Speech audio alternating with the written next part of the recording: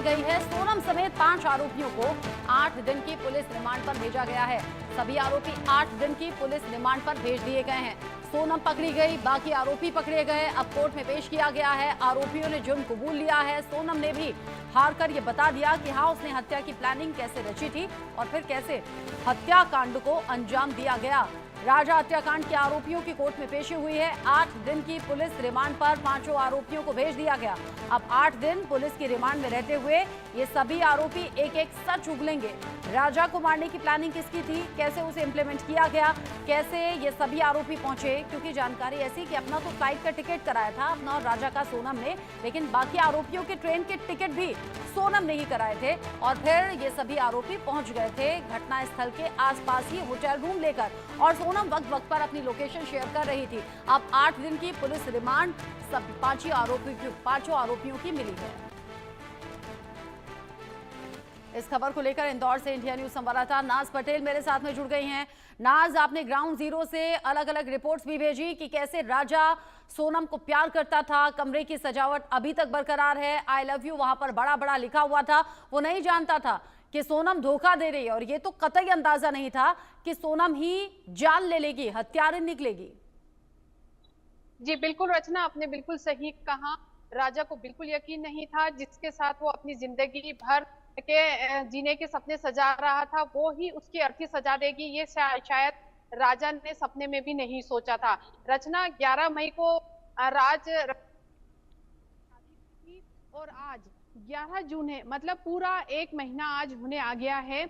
लेकिन जिस तरह से दर परत राजा रघुवंशी मर्डर केस का खुलासा हुआ होता गया वो वाकई में चौंकाने वाली बात है।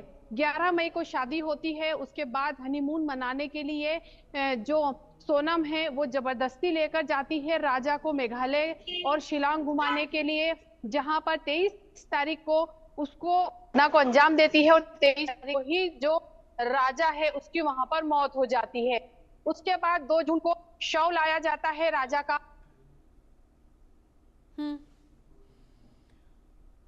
लंबे टाइम तक दोनों लापता रहे। परिवार वालों को आशंका थी कि कहीं कोई अनहोनी ना हो गई हो। एक और खुलासा, पंडित ने पहले ही एहतियात बरतने के लिए कहा था कि सोनम की विदाई तय तारीख से पहले नहीं होनी चाहिए, साथ ही दोनों करीब ना आए।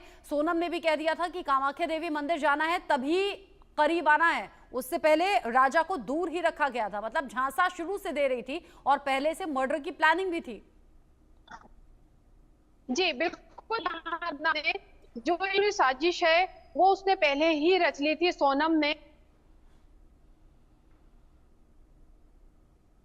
जी रचना, सही कहा आपने, क्योंकि सोनम सबसे पहली बात तो शादी नहीं करना चाहती थी राजा से और उसने पूरी साजिश पहले ही रच ली थी कि स्टेप बाय स्टेप उसको किस तरह से कब कब क्या क्या उसको सारी चीजों को अंजाम देना है। सबसे पहले उसने शादी की, फिर उसने बाद हनीमून का प्लानिंग की, फिर उसने अपने चारों दोस्तों के साथ मिलकर और खासतौर से अपने प्रेमी राज के साथ मिलकर उसने पूरी साजिश रची कि किस तरह से हमें कब कब किस दिन किस घटना को अंजाम देना है। कितनी शातिर है रचना, इस बात का अंदाजा लगाया जा सकता है कि उसने प्लान ए और प्लान बी भी यहाँ पर बना के रखा था।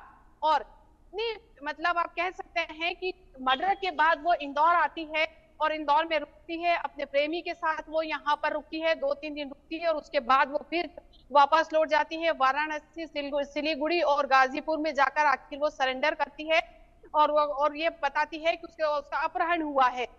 ये जो घटनाक्रम हुआ वाकई चौंकाने वाला है। अब जब पूरी बातों का खुलासा हो गया है तो गोविंद जो कि सोनम का है वो यही कह रहा है कि सोनम की है वो माफी के लायक नहीं है और उसको देना चाहिए। जो गोविंद है सोनम से रिश्ता तोड़ने की बात भाई गोविंद ने कह दी। वो तस्वीरें भी हम दिखा रहे हैं जब गोविंद राजा की मां से मिलने के लिए पहुंचे तो फूट फूट कर रो पड़े, मां का रो रो कर बुरा हाल है।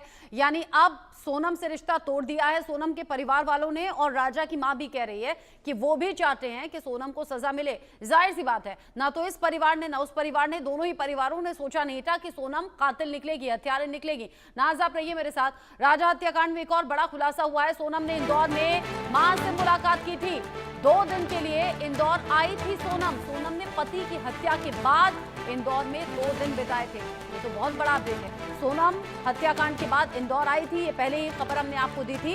इसी दौरान वो राज कुशवाहा से भी मिली थी और साथ ही साथ वो अपनी मां से भी मिली थी। इस खबर को लेकर मेरे सीनियर कोलीग मनोज मनु मेरे साथ में जुड़ गए न्यूज रूम से लाइव। मनोज, ये तो बड़ी चौंकाने वाली खबर है।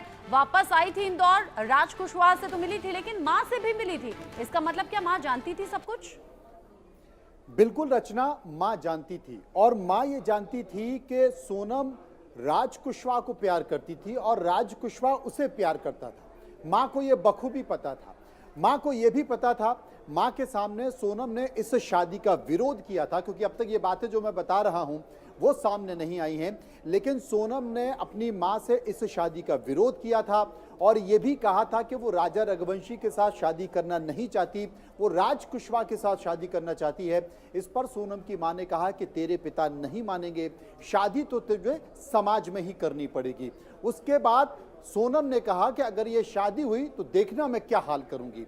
ये बात खत्म हो गई, शादी हुई, लेकिन सोनम सब कुछ तय कर चुकी थी और सोनम 25-26 2 दिन इंदौर आई।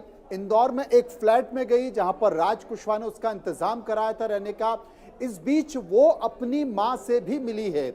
मैं आपको बता दूं क्यों, क्योंकि जो सोनम की मां है, सोनम की मां ने राजा रघुवंशी की मां को फोन किया और कहा कि मेरे सपने में सोनम आई है और मुझे ऐसा लगा कि सोनम जब आई तो वो एक अजीब से कपड़े पहने हुई थी। मैंने सोनम से कहा, राजा कहाँ है, तुम्हारे गहने कहाँ हैं जो तुम शादी में लेकर गई थी? तो सोनम ने मुझसे सपने में कहा, मैंने सबको निपटा दिया है। अब बड़े गौर करने वाली बात है कि सोनम कहाँ है।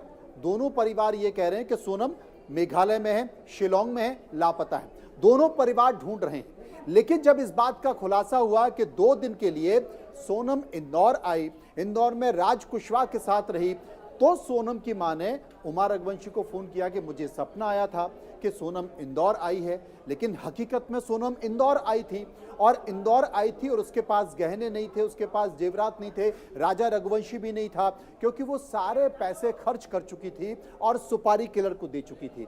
तो उसकी मां से सोनम की मुलाकात हुई, सोनम ने यह सब कुछ बता दिया, लेकिन मां ने इस बात को क्यों छुपाए रखा?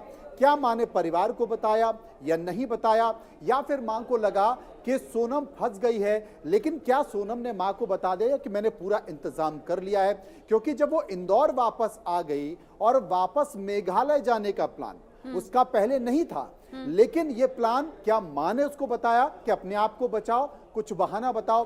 सीधा अगर मैं पूछूं मनोज, अगर मैं सीधा पूछूं, क्या सोनम ने अपनी मां को बताया था कि राजा की हत्या मैंने करवा दी है, इस हत्याकांड को मैंने अंजाम दिलवा दिया है? अगर ऐसा है कि मां राज जानती थी, फिर तो मां भी सवालों के घेरे में और कानूनी शिकंजे में आनी चाहिए। बिल्कुल रचना, और सबसे बड़ी बात है कि 8 दिन की पुलिस रिमांड मिली है और इसमें मेघालय पुलिस एक बार फिर पीआर पर लेकर आने वाली है सोनम को, क्योंकि सोनम जहां पर रुकी थी वहां पर पुलिस उसकी रैकी कराएगी, तमाम तथ्यों को खंगालेगी, पता करेगी और उनके परिवार के लोगों को आमने सामने बिठाकर बातचीत की जाएगी। इंदौर में सोनम कहां रही, किससे उसकी मुलाकात हुई, किससे उसने पैसे लिए, वो हवाला कारोबारी कौन है जिसके जरिए 50,000 रुपए पहुंचाए गए, तमाम सारी चीजों को, क्योंकि मेघालय पुलिस पीआर पर लेकर आने वाली है। 8 दिन की पुलिस रिमांड तो मिल गई, लेकिन सोनम को मेघालय पुलिस फिर से लेकर आने वाली है, क्योंकि अभी बहुत सारे खुलासे होने हैं और निश्चित तौर पर यह माना जा रहा है कि सोनम ने इस हत्या की जानकारी अपने मां को दी थी। लेकिन अब दोनों के बीच क्या बात हुई है कि तुम बुरी तरह फंस गए हो, वापस वहीं जाओ, कुछ प्लान बनाओ। राज ने क्या कहा, सोनम की मां ने क्या कहा, क्योंकि इंदौर आने के बाद वापस वो गई, गाड़ी का इंतजाम हुआ, ड्राइवर का इंतजाम हुआ, वो गाजीपुर पहुंची और वहां जाकर उसने ऐसा नाटक करने की कोशिश की कि मेरा अपहरण हो चुका था, मुझे कुछ नहीं पता, वो मैं बेसुध थी और मेरे साथ ऐसा व्यवहार किया गया। लेकिन कहते हैं कि अपराधी जब अपराधी जब सच कभी छिपता नहीं। अपराध आप करके अगर ये सोच लें कि बचकर निकल जाएंगे तो ये कतई गलत है। सोनम ने भी ऐसी कहानी बनाई, मुझे नशीली दवाएं दी गई, मुझे बंद